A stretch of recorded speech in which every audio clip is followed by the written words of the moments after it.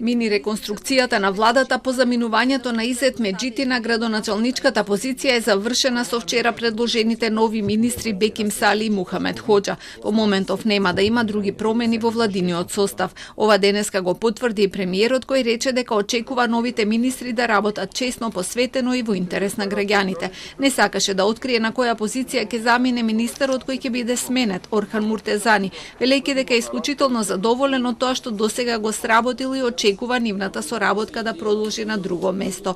Задоволен и од работата на министерот за здравство, кој и покрај шпекулациите за негова смена остана на својата позиција.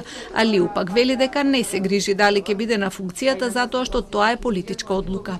Побитно за мене како карактер е и кога нема да бидам дел од оваа институција, да оставам процеси кои што ќе сакат или неќе, другите мора да ги продолжат. Едноставно не трошиме енергија кој каде ќе биде, бидејќи тие се политички одлуки и политичките одлуки реално не ги носат министрите, туку ги носи премиерот и владата.